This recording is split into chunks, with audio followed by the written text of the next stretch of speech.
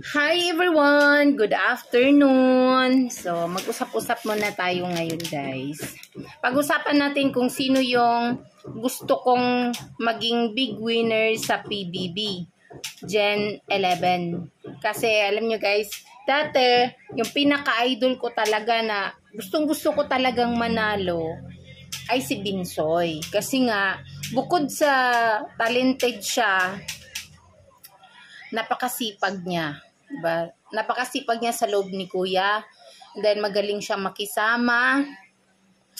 Higit sa lahat ng task ay talagang ginagawa niya ng mabuti. Kahit nga yung mga housemates ay talagang paborito siya, 'di ba? Talagang binoto siya as pinakamalaking ambag. Pero yun nga, yun ang masakit na katotohanan na since nga yung pamilya niya ay walang kakayahang bumili ng boto dahil yung pinagbabasihan ngayon ay yung pinakamalaking boto through Maya. So, syempre, lamang na lamang talaga yung mga kasama niya kasi mayayaman yung mga yun. May mga iba nga na kumpanya na talaga yung bumibili lang ng boto para lang iligtas yung housemates na yun, 'di ba? Pero di nga, move on na tayo dahil wala na siya doon sa PBB. Ang pinaka mataas yung potential ngayon na mananalo or talagang karapat-dapat na manalo para sa akin guys ay si Kai. Alam mo kung bakit si Kai? Si Kai kasi at the age of 17 talagang napaka-matured niya. 'Di ba? At sobrang ganda. Sobrang ganda, sobrang sexy, sobrang talino, napakatalino ni Kai. Alam mo kung bakit guys? Dun sa challenge nila, dun sila sa labas, diba? Hindi siya nagko-complain kasi naiisip na niya kaagad. Alam mo kasi, kapag matalino yung isang tao, naiintindihan niya kaagad yung mga pangyayari. Lalong-lalo na nasa TV sila, diba? So naisip na kaagad yan ni Kai na lahat ng nangyayari, sabi nga niya, everything's happen for a reason. So, naiisip na niya kaagad na lahat ng mga nangyayari sa loob ng bahay ni Kuya ay may katumbas yun na sakripisyo dahil nga wala sila sa realidad, wala sila sa labas, wala sila sa outside world. So, ibig sabihin, may mga hamon yun.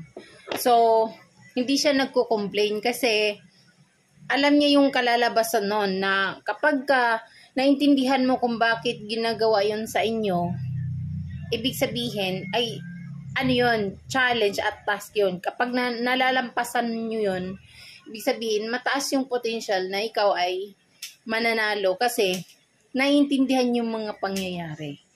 'Di ba?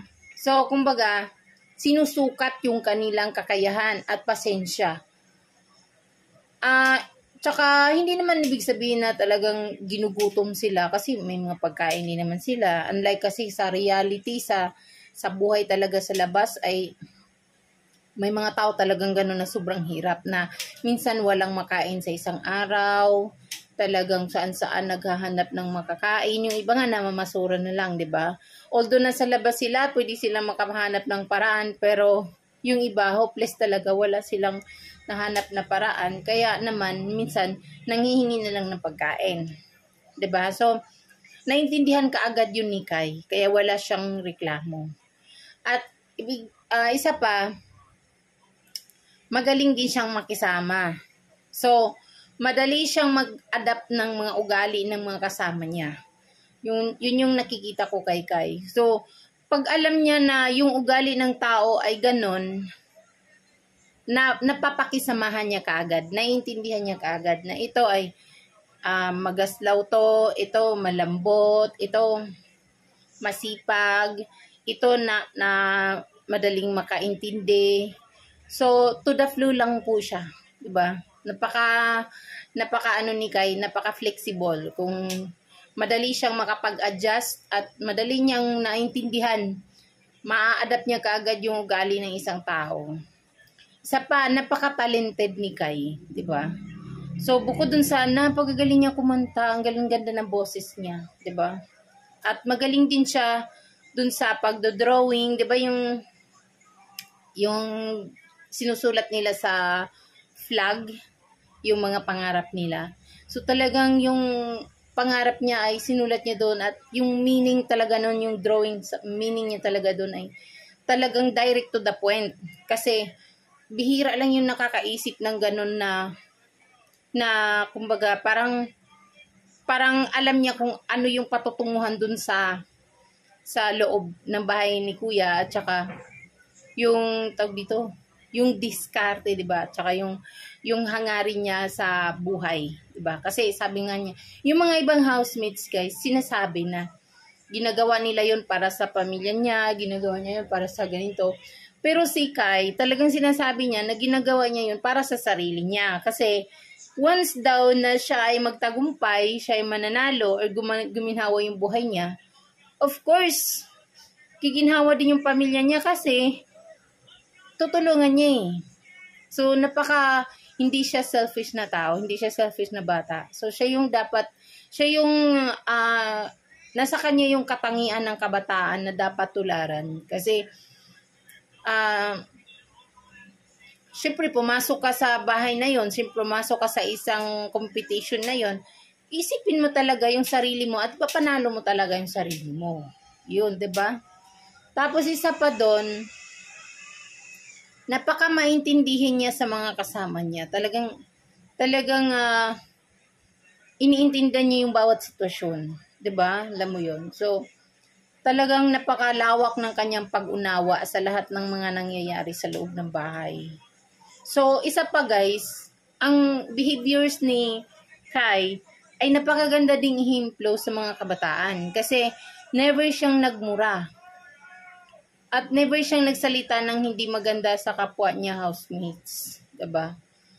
On and off ng camera, alam ko ganun yung galing niya. Kasi parang talagang pinalaki siya ng maayos dun sa, kahit adopted lang siya, pero pinalaki siya ng maayos kung paano magrespeto sa kapwa, paano yung pakikisama, paano intindihin yung mga bagay-bagay na nangyayari sa paligid. Alam mo yun. So talagang total package po si Kai. Sana po ay mananalo si Kai kasi mataas yung potential ni Kai talaga. Kasi nasa kanya talaga, nasa katangian niya talaga yung pagiging big winner sa PBB. Sana mananalo siya kasi wala na si Bensoy eh. Sana po. Tulad ko, wala naman akong ikakasupport talaga na pera tulad kay Kai. Pero andun yung pagpo-post ko sa social media as tulong na rin sa kanya. Unlike kasi sa mga iba talagang bumibili ng load para dun sa pangbayad dun sa pagboto sa Maya, magastos din yun, Diyos ko. 'Diba? So, sana makuha niya yung puso ng mga tao, mga kababayan, taong bayan na sana susuportahan siya. Kasi, mabibigat yung mga kalaban niya. Yung mga kalaban niya mayayaman eh.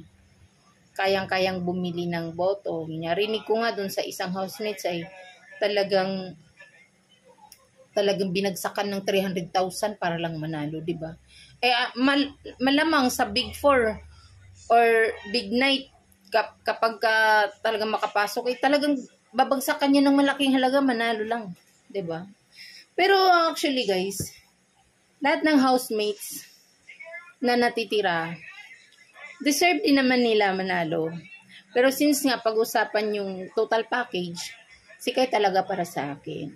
At alam din natin na after nyan, may mga project na rin yan nakaabang. Kahit nga, siguro si Bensoy, marami kasing naawa sa kanya. So siguro, marami na rin yan project na naka-line up.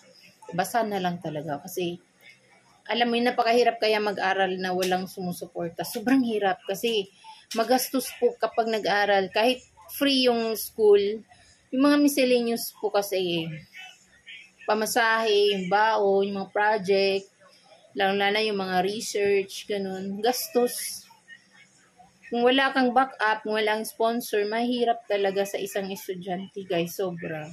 Kaya sana may mag-sponsor sa mga kapatid niya at saka sana mabigyan siya ng oportunidad na magkakaroon ng project kasi talented din naman talaga si Bensoy. Sana matulungan talaga siya, guys, kasi alam mo, yung puso ko talaga, doon talaga sa mga mahihirap. Kasi ranas na ranas ko kasi, ranas na ranas ng karamihan yung pagiging mahirap, kung paano, alam mo yun, gagawin mo lahat para makasurvive sa buhay, diba? So, sana manalo si Kai.